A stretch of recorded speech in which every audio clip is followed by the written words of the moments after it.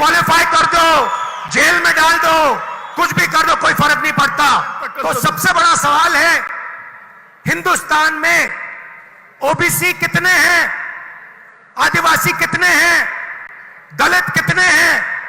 अगर सबको भागीदार बनाना है, सबको इस देश की प्रगति में शामिल करना है, तो यह तो मालूम होना चाहिए कि कौन कितने हैं। हजारों करोड़ रुपए अदानी जी जैसी कंपनियों को दे सकते हो, तो हम गरीबों को, महिलाओं को, युवाओं को पैसा दे सकते हैं।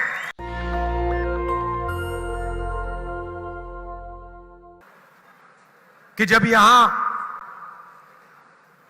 कुछ ही दिनों में कांग्रेस पार्टी की सरकार आएगी, तो कांग्रेस पार्टी की सरकार कर्नाटका के युवाओं के लिए, महिलाओं के लिए, गरीबों के लिए क्या करेगी? हिमाचल में चुनाव हुआ, पहले छत्तीसगढ़, मध्य प्रदेश, राजस्थान में चुनाव हुआ, और मुझसे जो हिमाचल प्रदेश के नेता, छत्तीसगढ़ के नेता, इन्होंने मुझसे पूछा और मैंने उनसे कहा कि देखिए, आप 2-3 वायदे जनता से कीजिए, और जिस दिन आपकी सरकार बने, पहली कैबिनेट मीटिंग में उन वायदों को आप पूरा करके दिखाइए। वायदों में 6 महीने, 1 साल, 2 साल नहीं लगने चाहिए। जो बड़े वायदे हैं उनको पहले ही दिन सरकार को पूरा कर देना चाहिए। और यही मैं कर्नाटक के कांग्रेस पार्टी के नेताओं से कहना चाहता हूं। हमने कर्नाटक की जनता से 4 वायदे किए हैं। गृह ज्योति 200 यूनिट मुफ्त में बिजली हर परिवार को, गृह लक्ष्मी 2000 रुपए हर महीने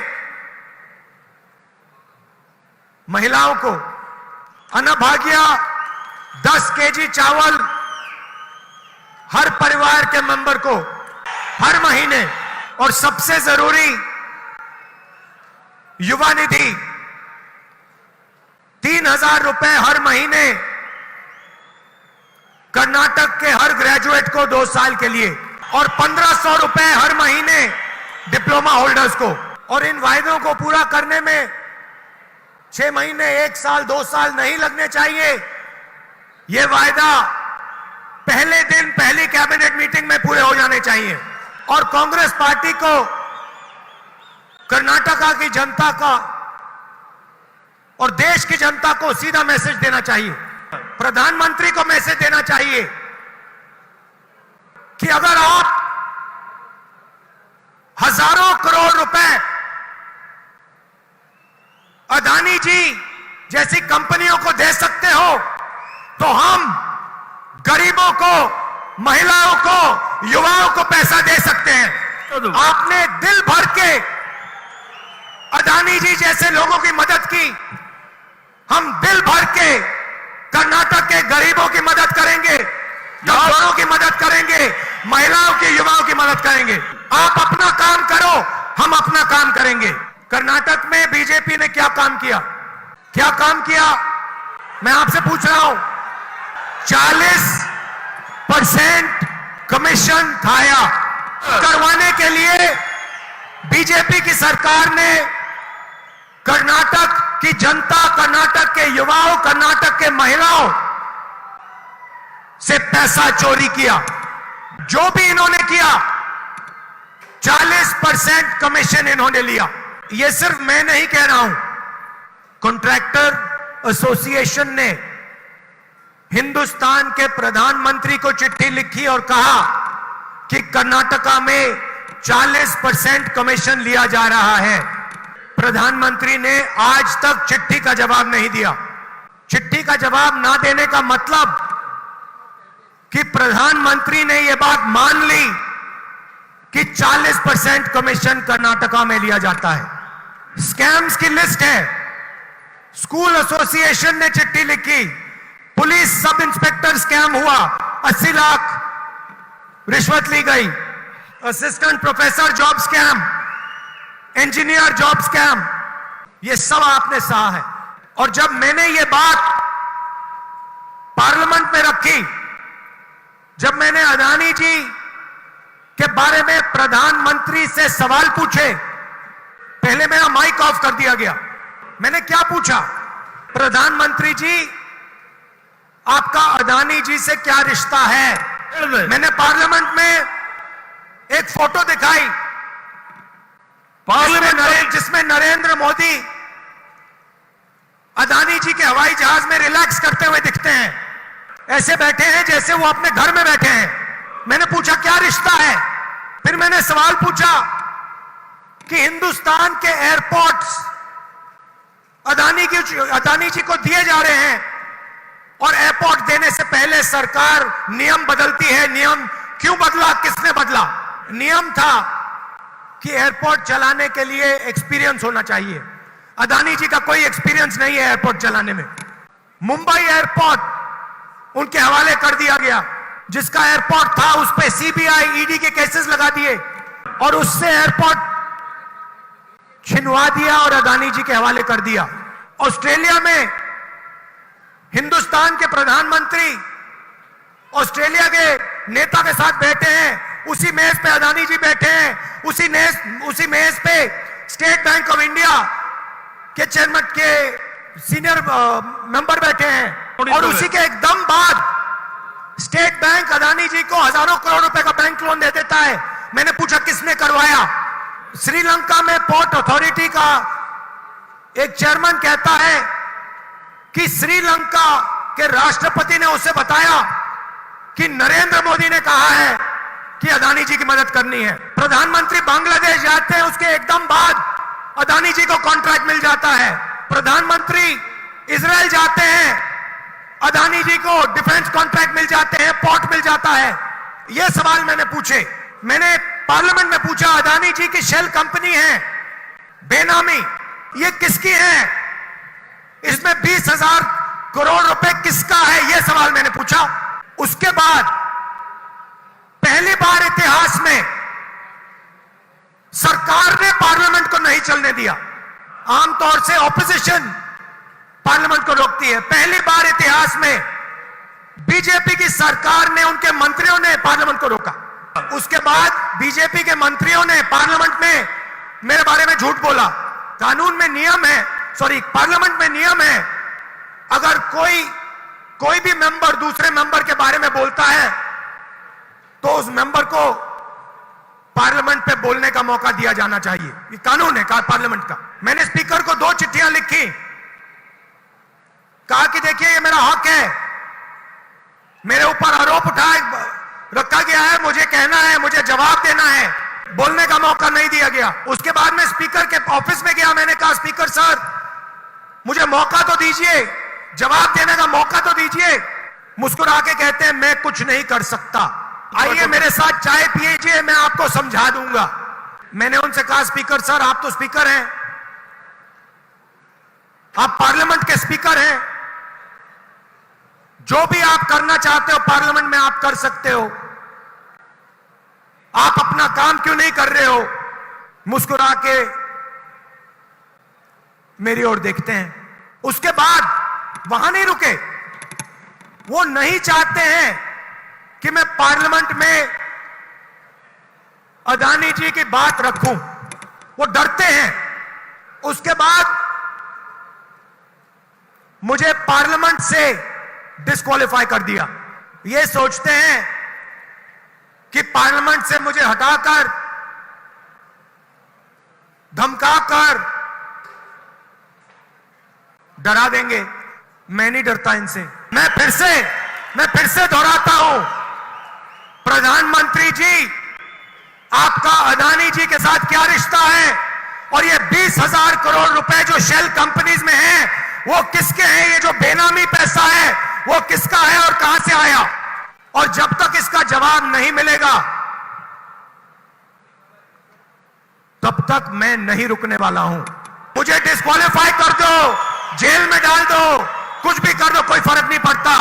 अदानी जी एक चिन्ह है, करप्शन के एक चिन्ह है।